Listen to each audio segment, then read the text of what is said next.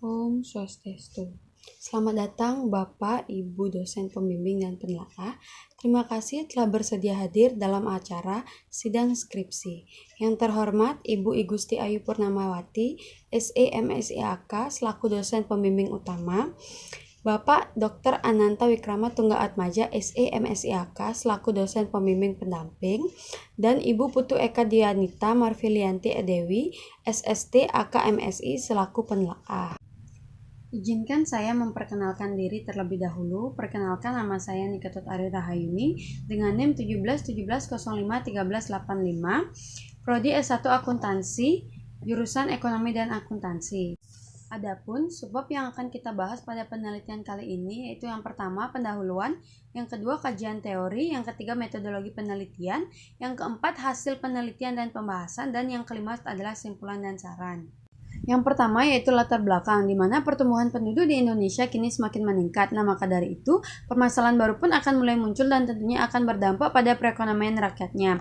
Dengan banyaknya jumlah penduduk saat ini, mengharuskan seorang individu harus bisa memulai suatu usaha atau bekerja pada sektor usaha untuk dapat memenuhi kebutuhan hidupnya di masa pendatang. Memasuki akhir tahun 2019, masyarakat dunia, termasuk Indonesia, dikejutkan dengan adanya penyakit baru yaitu COVID-19 atau biasa disebut dengan coronavirus disease. Hingga saat ini, COVID-19 masih menjadi masalah utama di seluruh dunia. Salah satunya yaitu sektor UMKM yang berdampak buruk akibat adanya COVID-19 ini. Di Indonesia, UMKM merupakan tulang punggung ekonomi nasional sekaligus ujung tombak perputaran ekonomi dalam negeri. Hal ini dikarenakan dalam pengelolaannya yang tidak sulit dan juga mudah untuk dilakukan oleh pihak manapun serta tidak membutuhkan biaya yang besar. UMKM mempunyai peranan penting bagi perekonomian bangsa, yakni mampu memperdayakan masyarakat yang tidak memiliki pekerjaan atau pengangguran. Menurut laman web Bali Pos, pada tahun 2020, pandemi COVID-19 telah melumpuhkan UMKM akibat anjloknya aktivitas perdagangan berupa penurunan penjualan 68%, kesulitan modal 12%, kesulitan distribusi 10%, kesulitan bahan baku 6%, dan kesulitan modal produksi sebesar 4%. Nah, mengkhusus terhadap UMKM di Kecamatan Buleleng, Badan Penelitian Pengembangan dan Inovasi Daerah Kabupaten Buleleng menyatakan bahwa sebagian besar UMKM di Kabupaten Buleleng terkena dampak secara langsung maupun tidak langsung, mulai dari produktivitas UMKM, penurunan penjualan, penurunan laba, penurunan karyawan, dan kesulitan permodalan. Secara khusus, Kecamatan Buleleng sebagai daerah di Kabupaten Buleleng memiliki jumlah UMKM terbanyak dibandingkan dengan kecamatan lainnya, juga memiliki permasalahan yang sama terkait dengan keberhasilan suatu usaha selama pandemi COVID-19 ini. Sebelumnya, pada rentang tahun 2017 sampai dengan 2019, jumlah UMKM di Kecamatan Buleleng selalu mengalami peningkatan setiap tahunnya. Nah, dapat dilihat pada tabel berikut ini, yaitu tabel yang pertama, perkembangan jumlah UMKM per Kecamatan Buleleng tahun 2017 sampai dengan 2019. Alasan peneliti memilih Kabupaten Buleleng sebagai subjek penelitian dikarenakan dari 9 kabupaten atau kota yang ada di Bali ini, Kabupaten Buleleng merupakan kabupaten terluas yang ada di Bali yang diasumsikan memiliki pelaku UMKM cukup banyak. Namun nyatanya pelaku UMKM di Kabupaten Buleleng masih cukup rendah. Hal ini dapat dilihat pada tabel di samping yang menyatakan bahwa jumlah pelaku UMKM di Kecamatan Buleleng masih menduduki posisi ke-7 tertinggi di Bali. Hal ini tentu menjadi masalah besar apabila dibandingkan dengan kabupaten lainnya. Contohnya saja Kabupaten Gianyar dengan luas daerah yang menduduki peringkat ke-7 di Bali, namun dapat menduduki posisi pertama sebagai pelaku UMKM terbanyak di Bali. Tetapi, jika dibandingkan dengan data IUMK, Kabupaten Buleleng terhitung mulai dari tahun 2018 sampai dengan 2020 bahwa jumlah UMKM di Kecamatan Buleleng mengalami penurunan secara terus-menerus. Penelitian ini dilakukan di Kecamatan Buleleng karena mengingat pada tahun 2020 telah terjadi wabah pandemi COVID-19 di Indonesia yang masuk pada bulan Maret 2020 yang dimana mengakibatkan terjadinya penurunan jumlah angka UMKM di Kecamatan Buleleng, sehingga dalam hal ini pelaku UMKM di Kecamatan Buleleng terkena dampak COVID-19. Nah, berdasarkan latar belakang yang telah diuraikan serta beberapa penelitian dengan hasil yang tidak konsisten, membuat saya tertarik untuk melakukan penelitian dengan judul Pengaruh Karakteristik Wirausaha, Penggunaan Informasi Akuntansi dan Promosi terhadap Keberhasilan UMKM di Masa Pandemi COVID-19 di Kecamatan Buleleng. Selanjutnya ada pembatasan masalah. Nah, dalam hal ini, pembatasan ini dilakukan masalah bahwa faktor-faktor yang digunakan dalam variabel penelitian ini adalah karakteristik wirausaha, penggunaan informasi akuntansi, dan promosi terhadap keberhasilan UMKM di masa pandemi COVID-19 di Kecamatan Buleleng. Adapun rumusan masalah yang dapat saya paparkan adalah yang pertama, apakah karakteristik wirausaha berpengaruh terhadap keberhasilan UMKM di masa pandemi COVID-19 di Kecamatan Buleleng? Yang kedua, apakah penggunaan informasi akuntansi berpengaruh terhadap keberhasilan usaha di masa pandemi COVID-19 di Kecamatan Buleleng? Dan yang ketiga, apakah promosi berpengaruh terhadap keberhasilan UMKM di masa pandemi COVID-19 di Kecamatan Buleleng?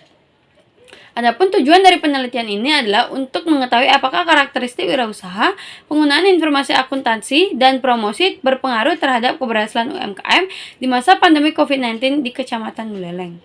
Selanjutnya ada manfaat penelitian, yaitu yang pertama manfaat teoritis.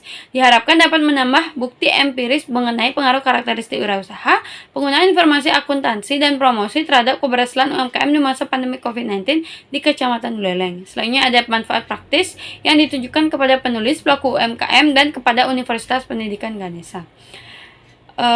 Selanjutnya ada subbab yang kedua, yaitu kajian teori, di mana dalam penelitian ini menggunakan dua grand teori, yaitu yang pertama teori atribusi. Teori atribusi pada dasarnya berupaya untuk menjelaskan bagaimana seseorang tersebut dapat menginterpretasikan suatu peristiwa, alasan, atau sebab perilakunya. Nah, faktor-faktor yang paling mempengaruhi atribusi ini adalah faktor ability atau kemampuan, test difficulty atau kesulitan tugas, effort atau upaya, dan luck atau keberuntungan. Teori atribusi ini dinilai relevan dalam menjelaskan penelitian ini karena secara sederhana dapat menggambarkan faktor-faktor yang mendukung keberhasilan suatu usaha atau kegagalan suatu usaha. Yang kedua ada theory of planned behavior, di mana menyatakan bahwa sikap terhadap perilaku, norma subjektif, dan persepsi pengendalian perilaku bersama-sama membentuk niat perilaku individu tersebut. Teori ini menjelaskan bahwa perilaku timbul karena adanya niat yang melandasi perilaku tersebut.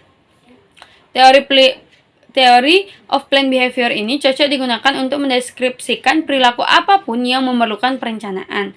Nah, pada penelitian kali ini, teori ini erat kaitannya dengan variabel X1, yaitu karakteristik wirausaha, yang dimana teori ini yakni tentang hubungan antara keyakinan dan perilaku. Selanjutnya ada coronavirus disease atau COVID-19 adalah virus jenis baru yang belum pernah diidentifikasi sebelumnya pada manusia. Nah, COVID-19 ini adalah keluarga besar yang menyebabkan adanya penyakit mulai dari gejala ringan sampai berat.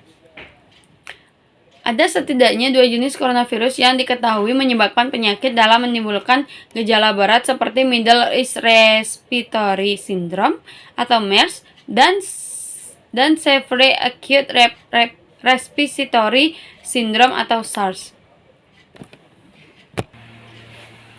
Selanjutnya ada UMKM, di mana menurut Undang-Undang Nomor 20 Tahun 2008, usaha kecil adalah usaha ekonomi produktif yang berdiri sendiri yang dilakukan oleh orang perorangan atau badan usaha yang bukan merupakan anak perusahaan atau bukan cabang perusahaan yang dimiliki, dikuasai, atau menjadi bagian baik langsung maupun tidak langsung dari usaha menengah atau usaha besar tersebut. Selanjutnya ada keberhasilan usaha adalah keberhasilan suatu bisnis untuk mencapai tujuannya, di mana keberhasilan tersebut didapat dari wirausaha yang memiliki sifat kreativitas dan mengikuti perkembangan teknologi yang diterapkan secara proaktif. Hal ini dapat dilihat dari seseorang pengusaha, keadaan usahanya lebih baik dari periode sebelumnya dan menggambarkan hal ini yang lebih daripada yang lainnya.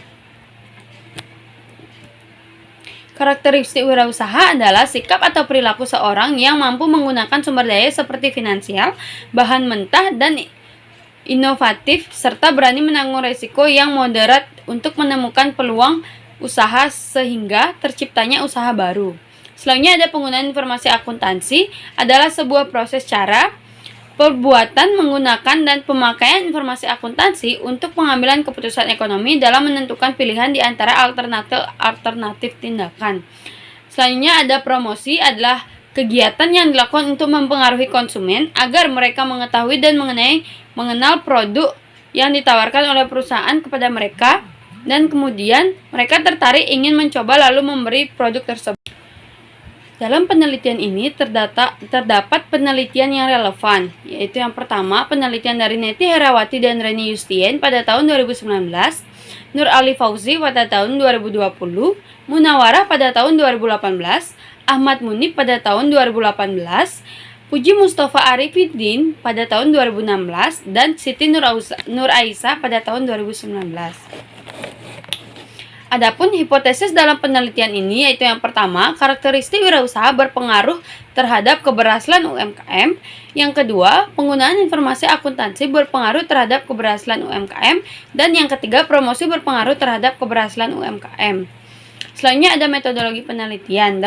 Dalam penelitian ini terdapat variabel dan definisi variabel operasional. Yaitu yang pertama, variabel dan definisi operasional variabel penelitian ini adalah untuk variabel terikat, yakni variabel keberhasilan UMKM, dan untuk variabel bebas, yakni karakteristik wirausaha, penggunaan informasi akuntansi, dan promosi. Yang kedua, terdapat kisi-kisi dari instrumen penelitian, yakni seperti yang terdapat pada slide. Dalam penelitian ini, skala yang digunakan untuk menyusun kuesioner penelitian adalah skala Likert dengan poin 5. Metode dan instrumen pengumpulan data. Metode pengumpulan data ada 5, yaitu kuesioner, studi pustaka, wawancara, dokumentasi, dan observasi. Sedangkan untuk instrumen yang digunakan adalah untuk mengukur variabel dalam penelitian ini adalah kuesioner yang diajukan kepada responden berupa daftar pernyataan tertutup. Selanjutnya ada metode dan teknik analisis data. Yaitu ada yang pertama ada uji kualitas data yang terdiri dari uji validitas dan uji reliabilitas. Yang kedua ada uji asumsi klasik yang terdiri dari uji normalitas, uji heterokodastisitas, dan uji multikoleniaritas. Yang ketiga ada uji hipotesis yang terdiri dari analisis regresi linear berganda, koefisien determinasi, uji signifikan parsial atau uji T. Selanjutnya adalah hasil dan pembahasan. Yang pertama yaitu hasil penelitian yang terdiri dari uji instrumen. Uji statistik deskriptif. Dapat dilihat keterangan yang ada yaitu standar deviasi lebih kecil dari rata-rata, maka data tersebut dikatakan tidak bervariasi. Nah, dapat dilihat pada tabel tersebut bahwa standar deviasi pada semua variabel memiliki jumlah lebih besar dari rata-rata yang menyatakan bahwa seluruh data dalam penelitian ini tidak bervariasi dengan sebaran datanya yang cenderung normal. Yang kedua yaitu ada uji validitas. Uji validitas dilakukan untuk mengukur valid atau tidaknya suatu kuesioner atau instrumen penelitian yang digunakan. Apabila nilai signifikansi kurang dari 0,05, maka instrumen tersebut dikatakan valid, dan sebaliknya apabila nilai signifikansi lebih besar dari 0,05, maka instrumen dikatakan tidak valid. Berdasarkan tabel tersebut, hasil uji validitas pada kuesioner karakteristik wirausaha, penggunaan informasi akuntansi dan promosi terhadap keberhasilan UMKM memiliki signifikansi sama dengan 0,00 untuk semua item yang artinya lebih kecil dari 0,05. Maka instrumen yang digunakan dapat dikatakan valid, sehingga dapat disimpulkan bahwa semua item pernyataan dalam kuesioner tersebut dikatakan valid. Yang ketiga ada uji reliabilitas. Untuk mengetahui apakah instrumen yang digunakan reliable atau tidak dengan melihat nilai Crocobunch alpha. Jika nilai Crocobunch alpha lebih besar dari 0,70, maka dikatakan reliable. Nah, berdasarkan pada tabel tersebut menunjukkan bahwa masing-masing variabel memiliki Crocobunch alpha lebih besar dari 0,70, yang dimana variabel karakteristik wirausaha memiliki nilai Crocobunch alpha 0,847, penggunaan informasi akuntansi 0,904, dan promosi 0,792. Dan keberhasilan UMKM memiliki nilai Crocobunch alpha 0,712. Jadi dapat disimpulkan bahwa seluruh variabel dalam penelitian ini dinyatakan reliable.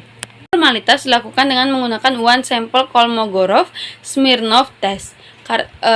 Karena jumlah sampel penelitian pada penelitian ini adalah lebih dari 50. Nah, berdasarkan pada tabel tersebut ditunjukkan bahwa nilai assumption signifikansi total sebesar 0,200. Nilai assumption total ini berarti lebih besar dari 0,05 untuk statistik Kolmogorov-Smirnov Z.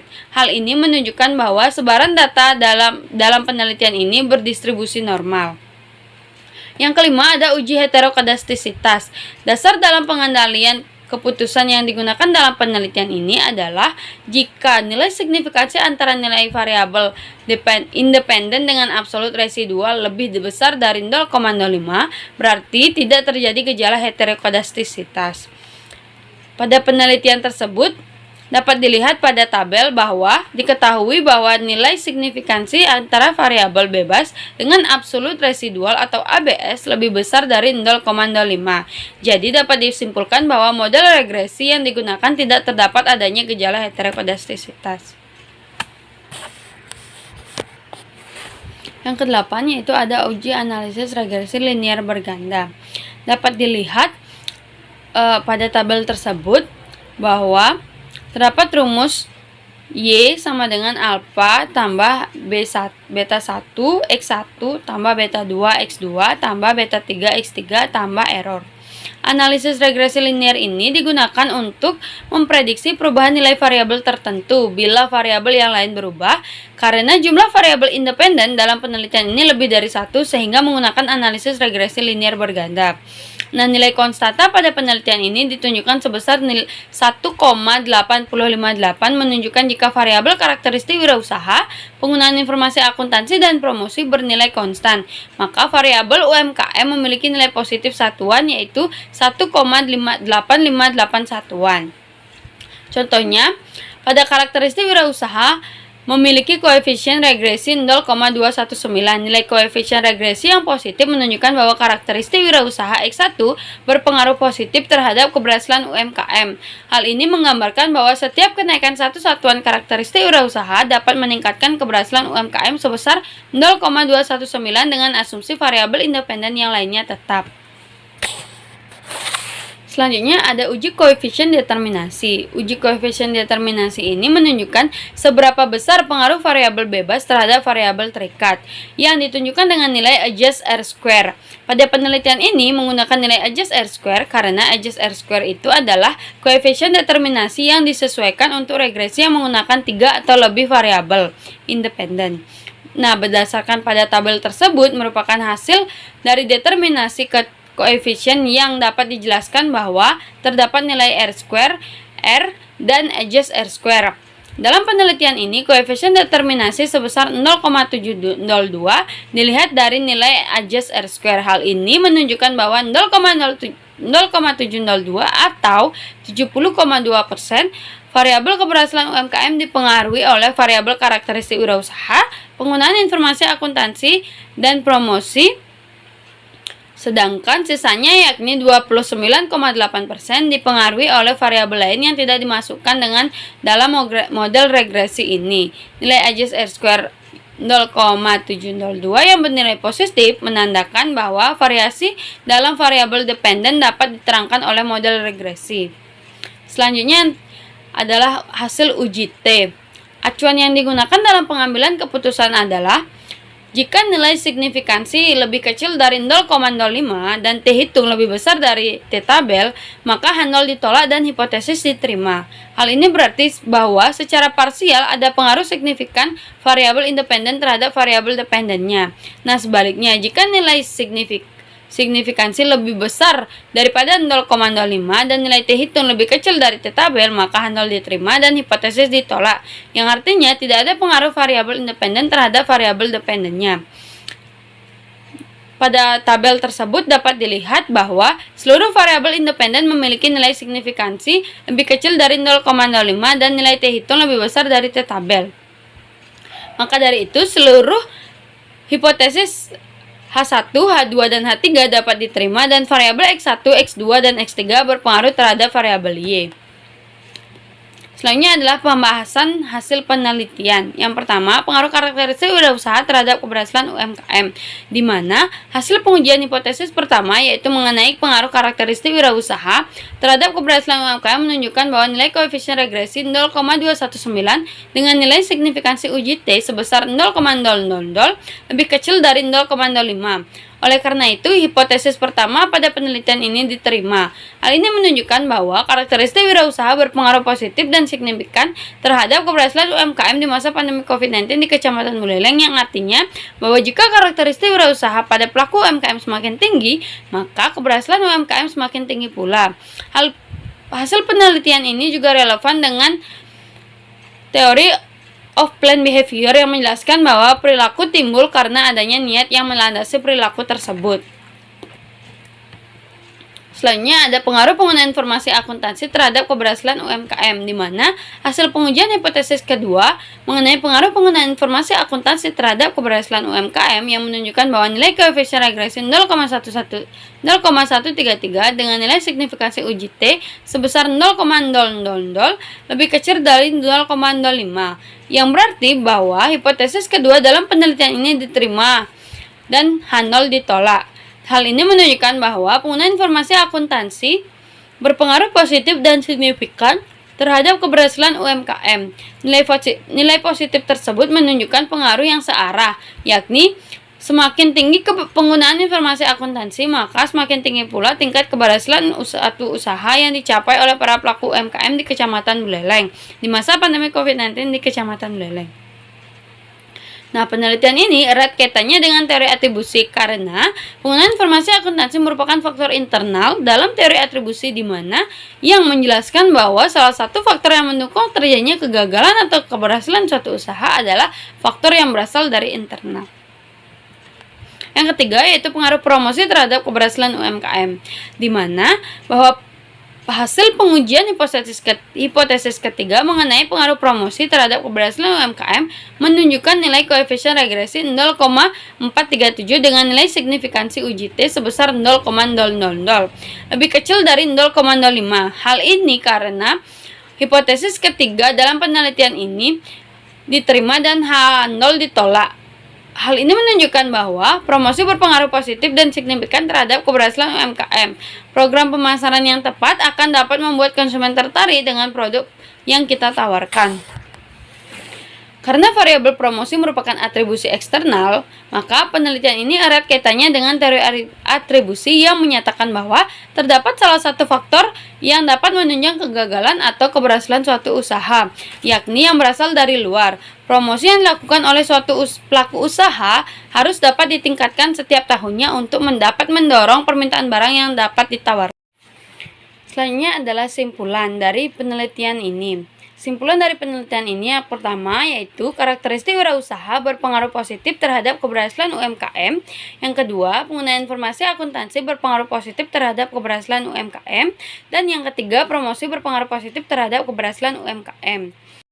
Selanjutnya adalah saran. Saran yang pertama yaitu bagi pelaku UMKM, penelitian ini diharapkan dapat memberikan informasi bagi masyarakat, khususnya bagi pelaku UMKM di Kecamatan Buleleng, di mana pelaku UMKM di Kecamatan Buleleng diharapkan dapat menggunakan sistem informasi akuntansi secara rutin, sehingga penggunaan informasi akuntansi dalam kegiatan usaha dapat menunjang keberhasilan UMKM di masa pandemi COVID-19 ini, dan juga dapat menambah wawasan mengenai promosi melalui media sosial seperti WhatsApp, Instagram, dan Facebook. Yang kedua yaitu bagi peneliti selanjutnya. Saran bagi peneliti selanjutnya adalah untuk melakukan penelitian di sentra lainnya dan menambah variabel penelitian serta dapat mengamati mengenai faktor-faktor lain yang dapat mempengaruhi keberhasilan UMKM seperti peran informasi akuntansi dan keterampilan wirausaha agar nantinya memperoleh hasil yang lebih bervariatif. Sekian presentasi yang dapat saya sampaikan. Saya ucapkan terima kasih. Om Santi Santi Santi Om.